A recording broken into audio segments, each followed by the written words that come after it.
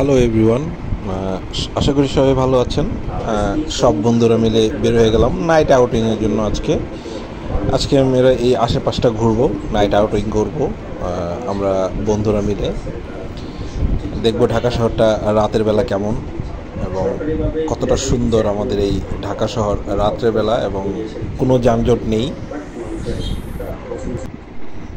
খুবই শুনশান রাস্তা। কিছু মানুষ ছিল দেখা যায়, তারপরেও আমরা সব বন্ধুরা মিলে প্ল্যান করি যে আজকে রাতটা বাইরে থাকব। এর মধ্যে যাচ্ছিলাম রাস্তা দিয়ে, তখন সুন্দর একটি গাড়ি দেখতে পাই। এগুলো আসলে দিনের বেলা সচরাচর তো দেখা যায় না, রাতের বেলায় এই গাড়িগুলো আসলে বেশি বের হয়।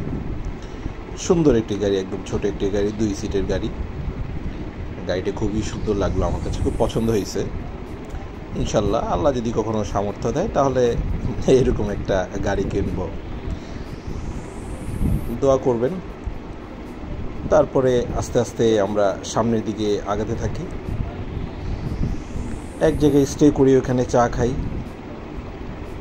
ভালো লাগলো। তারপরে এখান থেকে আমরা আস্তে আস্তে বের হয়ে রওনা দিয়ে আমরা চলে যাই সংসদ ভবনের সামনে।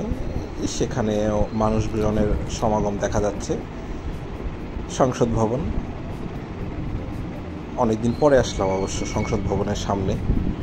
রাতের সংসদ ভবনটা আসলে খুবই সুন্দর দেখতে, লাইটিংগুলোও খুব সুন্দর।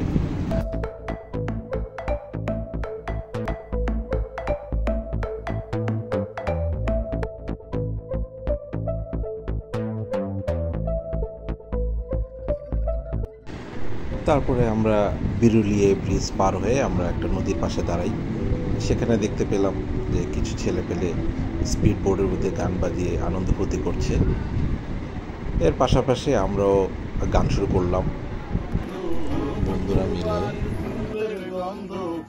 আমার বাড়ি আসে শৈল বসন্ত বাতাসে, শৈল বসন্ত বাতাসে, বসন্ত বাতাসে শৈল বসন্ত বাতাসে, বসন্ত বাতাসে শৈল বসন্ত বাতাসে, বন্ধুর বাড়ি ফুলের গন্ধ।